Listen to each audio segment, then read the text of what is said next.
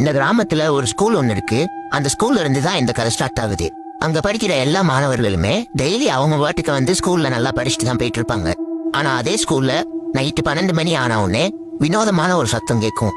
ஆனா அந்த சத்தம் கேட்கிற இடத்துல செக்யூரிட்டியோ இல்ல டீச்சர்ஸோ இல்ல எந்த ஒரு ஸ்டூடெண்ட்டுமே இருக்க மாட்டாங்க. ஆனாலுமே அந்த சத்தம் டெய்லி 12 மணிக்கு கரெக்டா கேட்டுக்கிட்டே இருக்கும். அந்த ஸ்கூல்ல யாருமே யூஸ் பண்ணாத ரொம்ப வருஷமா இருக்கிற ஒரு லைப்ரரி ஒண்ணு இருக்கு. அந்த லைப்ரரி பக்கத்துல யாருமே போக மாட்டாங்க. அந்த ஸ்கூல்ல ராமுன்னு ஒரு புது பையன் சேர்றான். ஒரு நாள் அந்த மிஸ் எல்லாருக்கிட்டையும் அட்டெண்டன்ஸ் எடுத்துட்டு இருக்காங்க. ஆனா அவங்க ரோல் நம்பர் 13ன்ற வார்த்தையை மட்டும் அவங்க சொல்லவே இல்லை. அதனால ராமு எந்திரிச்சு, மிஸ் நீங்க ரோல் நம்பர் 13 சொல்லவே இல்லை, மறந்துட்டீங்க போல அப்படின்னு சொல்றான். அதுக்கு அந்த மிஸ் ரொம்ப அமைதியா இருக்காங்க.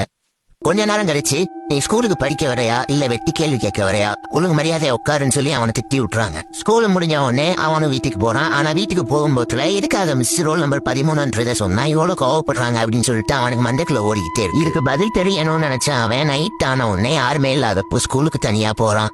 போய் லைப்ரரியில ஏதாவது கிடைக்குமான்னு சொல்லி தேடி பாக்குறான். அப்ப அவனுக்கு ஒரு வினோதமான சத்தம் கேக்குது. ராமுவும் பின்னாடி திரும்பி பாக்குறான். அங்க ஒரு பிளாக் போர்டு இருக்கு. அதுல தானாவே ரோல் நம்பர் 13 அட்ஜோன் மிஸ்ன்னு சொல்லி வருது. இத பார்த்து ராமு ரொம்பவுமே பயப்படுறான். ராமுவுமே காணாம போறான்.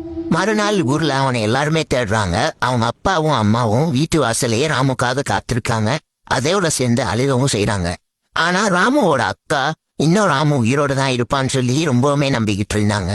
இதுக்கப்புறம் என்னாச்சுன்னு பாக்குறதுக்காக மறக்காம என்ன ஃபாலோ பண்ணிக்கோங்க. பார்ட் 2 வீடியோல அடுத்து என்ன நடந்துச்சுன்னு பார்க்கலாம்.